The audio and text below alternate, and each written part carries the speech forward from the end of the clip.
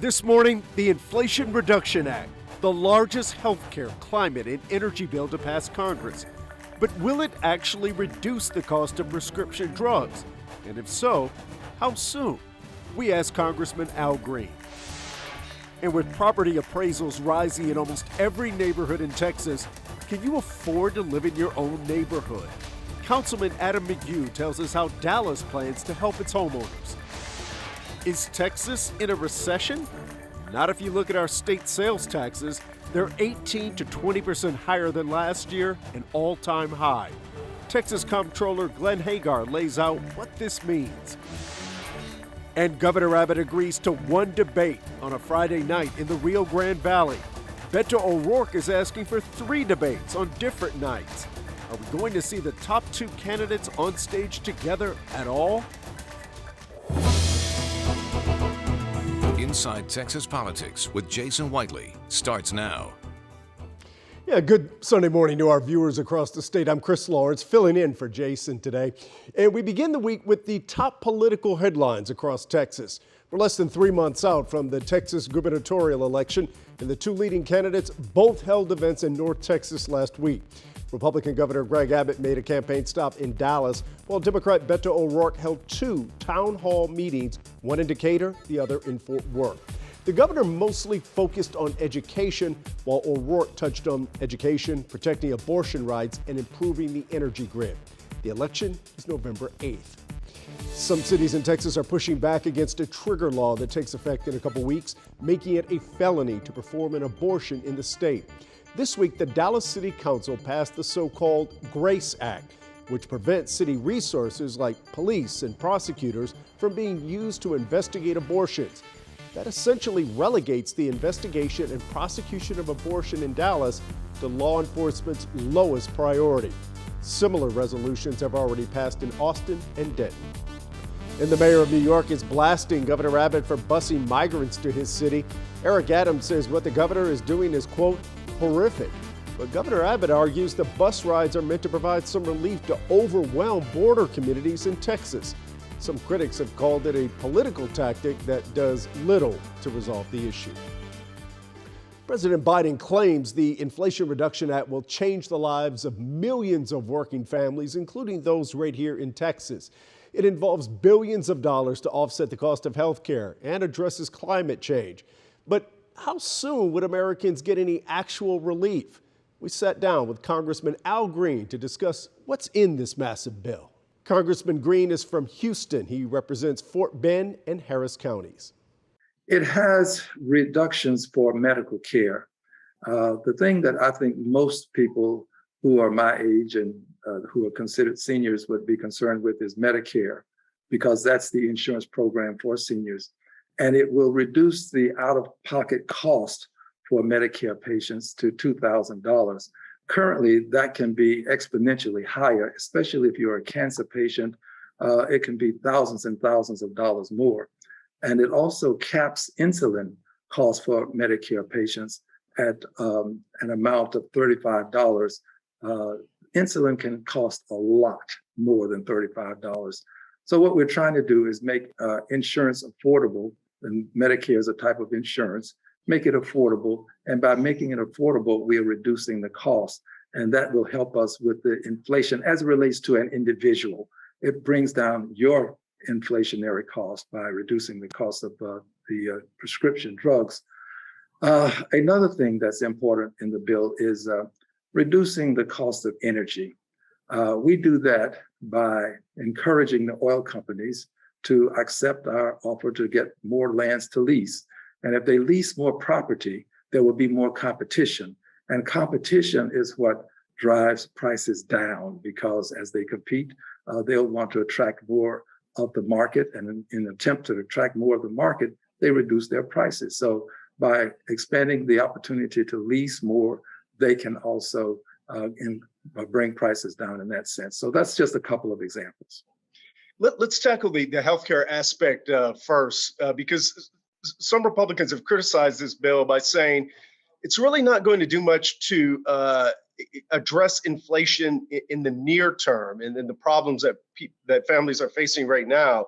The cap on insulin does apply to Medicare, but not to people with private insurers. And the federal government being able to negotiate the prices of some of these expensive drugs, that doesn't start till 2026. And some of those drugs won't even start until 2029. Well, capping insulin is pretty important if you happen to be a diabetic, and a good many people in the country are.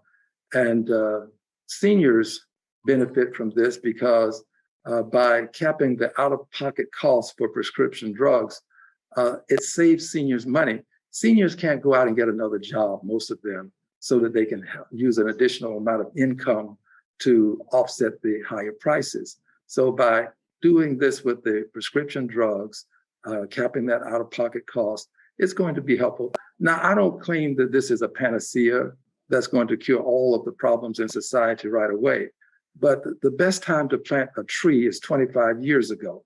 Well, we've got to plant this tree now. We can talk about how it doesn't do everything at once, but 25 years from now, we'll be grateful that we planted the tree. And also, let's address one of the other provisions, which is climate and a lot of a tax credit for electric vehicles. One of the things that stood out to me was that the credit applies to vehicles up to about $25,000, and yet Kelley Blue Book says the average sticker price last year of an electric car was $66,000.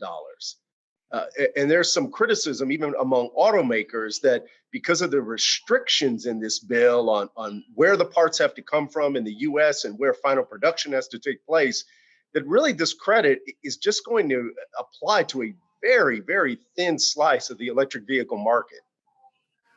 Well, I agree with you there that it doesn't apply to the entire market. I've always found that some help is better than no help at all. And this bill, again, will not be the panacea for all that ails us, but it is a good start, and it does help to reduce the cost by reducing the cost in that sliver of the market that you mentioned. I would not call it such, but I think it's a significant amount of it. That's going to help some people with costs in the future in terms of having an electric car. It'll help them in terms of us, in terms of pollution of the atmosphere, which can also help persons who may have certain illnesses that are related to a polluted atmosphere, polluted environment. So we do as much as we can when we can. I also want you to touch on a piece of legislation I know that's very near and dear to your heart that takes a look at the past. Well, we don't have a slavery remembrance day that's been recognized by the government. We've been working on this, and as of late, in fact, on July 27th, the House of Representatives passed a Slavery Remembrance Day resolution, making August the 20th Slavery Remembrance Day. Congressman Green, thank you so much for your time. Thank you.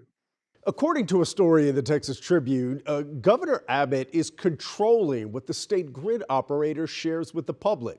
So let's bring in Ayan Mitra, the senior managing editor at the Texas Tribune. Ayan, is the lack of information coming from ERCOT really about politics? Well, that's clearly a suspicion among some. I mean, obviously, you know, with what happened with the winter storm and the failure of the power grid, as well as just kind of the stress that the grid underwent this summer, you know, there's a lot of concern about that. That's a key, obviously, a political issue in the governor's campaign. And so, you know, the governor, Greg Abbott, is very much, you know, is wanting to make sure that, you know, he's putting out the message that, you know, that the reforms that they made in 2021 during legislative session are addressing the problems that came up in the past year. But obviously, you know, there's a lot of attention on this. And I think that's why you're seeing these sources who talk to the Tribune's Mitchell Furman about kind of the cautiousness that that the governor's office in particular is having around, you know, naming the next CEO of ERCOT. All right, Ayan Mitra, thank you very much from the Texas Tribune. All right, thank you very much. And coming up, we're going to be talking about property taxes. They're going up, but will Dallas give taxpayers a break? Councilman Al Green will join us. And is inflation good for Texas? Comptroller Glenn Hagar will also weigh in. Fort Worth is planning to lower its property tax rate for the upcoming fiscal year and will still be able to collect more revenue. The city of Dallas is proposing the same, a nearly 3-cent drop from the current rate. The city's general fund is flush with cash from property tax revenue and sales taxes. How does that math work, and what's it mean for residents? We're joined by Dallas City Council member Adam McGough. First of all, Councilman, welcome to the show. And I want to ask you, tell me a little bit about the revenue that's come in from property taxes and how this changes the current budget. Yeah, well, the budget time is always an interesting season in every city. It's certainly one of our most important roles. And this year, we have had substantial increases both in property taxes as well as the sales tax numbers. And so we've had over a 15% increase here in Dallas on our property tax and over 11% increase in the sales tax numbers as that comes in. So quite a bit of additional funding, at least from previous years, to allocate to all the services that the city's offers. And how will that impact the rate, the actual property tax rate? Yeah, so that's really the thing. As a council, we have the most control over is our property tax rate. And one of the things I'm most proud of is in the 7 budgets that I've been a part of, we've been able to reduce the property tax rate here in Dallas each and every year. And that's the first time that's happened in at least the recent history of the city of Dallas. This year, at least under the city manager's proposed budget, we're having a reduction of 2.75, almost 3 cents of property tax reduction in the rate. Now, with the increases in property value, most of our citizens are going to still be paying a higher property tax, but the part that we can control from council, we're able to hopefully reduce larger amount than we've reduced in over 40 years in the city of Dallas. What are you hearing from your constituents in terms of inflation, in terms of the property taxes, their valuations?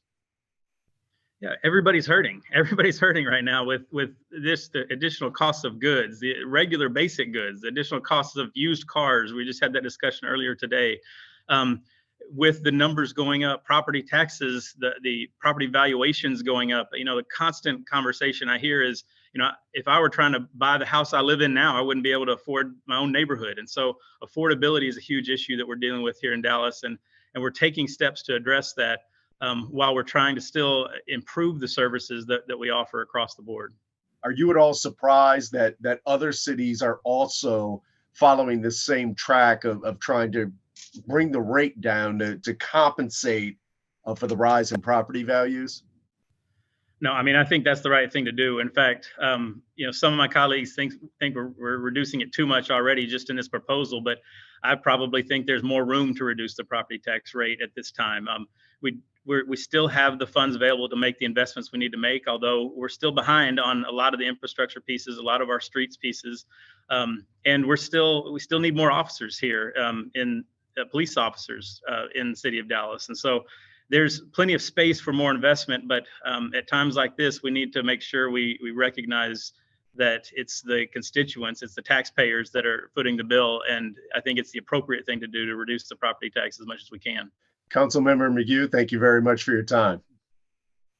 Thank you. Appreciate you. Texas has seen a record increase in revenue across the board, and the state's economy has outperformed expectations. The largest revenue stream comes from sales taxes, and it's higher than the same month a year ago. State Comptroller Glenn Hagar says inflation is a factor, which he lays out in an episode of Yalitics. Every single stream of revenue into the Treasury of tax collections is up higher than anticipated, with the exception is one is not higher, and I don't know if anybody's necessarily crying over it. That's cigarette taxes. So that's the only one that's down, but I think we would all say that's probably a good thing. So have you ever seen that happen though, where you have almost every single revenue stream coming in at a higher rate than you thought? You've seen them come in higher, but nothing comparison to what we've seen as of late. When you talk about, say, sales tax, for example, which is the biggest revenue stream in the state of Texas from a tax perspective, and 58% of all of our collections and taxes is sales tax. When you see revenues every single month coming in double-digit higher than that same month a year ago, or even being 18 or 20+% higher, whether that's consumer spending, you and I, obviously a consumption economy, all industry sectors continue to outperform where they have been before. So that's really when the economy here in Texas is hitting from all perspectives, all cylinders, as you would say, from every industry perspective. And normally not every industry is at the same pace of continuing to decrease. So it's really phenomenal here in Texas right now. You know, this is a political podcast here, and Republicans, we take note all the time. Republicans in this case are actually running on the fact that inflation is so bad. Who would argue with that? No one wants inflation when they're going to the grocery store or elsewhere. But inflation was really good for Texas in this sense, wasn't it? Well, I don't know if I'd say it's good for Texas, because essentially that means that you and I, the average consumer, is paying more at the grocery store, or paying more at the gas pump. Also means that when you and I pay more, yes, the state derives more revenues and taxes, but also on the flip side, it means that guess what? The state of Texas has higher expenses as well. So as revenues may be increasing, the off balance is the state still has to pay higher salaries, still has those pressures on all the different issues that we have to deal with, whether it's supply chain issues, or as we're talking about inflationary pressures to build roads cost more. Or another issue that I've been talking a lot about recently is broadband infrastructure, internet infrastructure, with a new division the legislature gave me. And one of the points that I make is that everybody's going to be trying to do infrastructure and broadband, which is important, but that puts that much more constraint and mean expenses are higher. So in one part, yes, revenues are stronger, but on the flip side, it also means the state's going to have to pay more. And I really wanted to highlight that balance between, while the economy is outperforming what we could have expected at this point, also a portion of that, unfortunately, is higher revenues because you and I are paying more than what we were just a year ago. Now, we just dropped that podcast this morning. Comptroller Glenn Hagar, as you saw, is the guest. You can download it right now wherever you get your podcasts. And coming up, the gubernatorial race is heating up and getting tighter. The Roundtable next. Now let's put some of our headlines in perspective with our Reporters Roundtable. Ian is back, and joining us each week is Bud Kennedy from the Fort Worth Star-Telegram and Bernadine Steptoe, the political producer at WFAA here in Dallas. You know, last week the talk about the governor's race was all about Beto and the bad word. The Tribune pointed out that he said roughly the same thing at other rallies, just maybe not using that language. Ian, it definitely fired up Democrats, but did it win him any new voters? Well, it's got people talking about him, which is kind of what he probably wants right now. And it was a moment where, you know, a lot of people are kind of centering around this. And I think also a lot of people are seeing that he was tapping into a vein of anger, in particular about the shooting in Uvalde. And so I think that's what's resonating right now, is that anger and frustration. Whether it translates into voters, that's another question to be determined, but it certainly feels like he was tapping into something that a lot of people are feeling right now. What do you think, Bud? It drew him a mother of an audience. It drew him 15 million views for the videos worldwide, a lot of attention, a lot of money. We're back kind of in a 2018 Betomania kind of phase, at least for a little while. Whether he said it before or not, he meant for everybody to get mad and stay mad about what happened in Uvalde, and I think he's had that effect. And Bernadine, could it attract some voters but turn off others? I don't think it's going to turn off any voters. I think that if anything, he's going to satisfy his supporters. But keep in mind the topic that he was talking about at that time. And I'm sure Abbott doesn't want any of his supporters identified as laughing about the shooting of those children. So I don't think he's going to lose any voters at all. I think, as we've said previously, he is getting some traction on it. You know, Governor Abbott offered Beto O'Rourke a debate in what's become somewhat of a Texas tradition on a football Friday night in an outlying market. This time it's going to be the Rio Grande Valley. O'Rourke is asking for 3 more town hall style debates on separate nights. So, Ian, to start with you, a couple questions here. You know, do voters need more than one debate? And is this one going to happen at all? I think we'll still see one debate. I don't know that we'll see the 3 that Beto O'Rourke is proposing, but I do think, that they'll have the one. But it's going to be really interesting, of course, like, Friday night football, as you mentioned, it's a tough time to get a big audience there. But I think people will be really interested in seeing how O'Rourke and Abbott engage. Obviously, will it sway voters? It's hard to say. I think that there's still the issues that we've kind of been discussing are going to be the key things for them. But it's going to be interesting to at least kind of see how they both kind of respond in that type of one-on-one environment. And Bud. Beto owns a town hall stage, no matter who his opponent is, the way he stalks around the stage just from his size and motion. I think you'll see Governor Abbott insist on debating at a table. He may debate the same way he did against Wendy Davis and not even look at his opponent the whole debate. Wow. Interesting. Bernadine, your perspective? Yes, I think we'll have one debate, and it's going to be primarily what Governor Abbott wants. I think that Beto will cave because he needs to debate more than Abbott does. And you're saying because O'Rourke needs to close that whatever it is, 5 percentage points gap, he needs these debates to sort of juice the campaign and attract some of those new voters and narrow that down. Yes, absolutely. And I think that it will help him because he does well in debates. He does well when he has a captured audience. And I think that's why he's going to agree to one debate, because I do not see Abbott moving from that one debate on a Friday night because he's done it previously. As Bud mentioned, he did it with Wendy Davis. So I don't think that you're going to see more than one debate. You're going to see it on a Friday night. Now, maybe they can compromise on something else, but Governor Abbott is not going to compromise on one debate and Friday night. All right, well, we'll have to leave it. We'll have to leave it there for this week, but I'm sure we'll be talking a lot more about this in the months to come. I and Bud, Bernadine, thank you so much for your time. Thank you for watching Inside Texas Politics. We'll see you next week.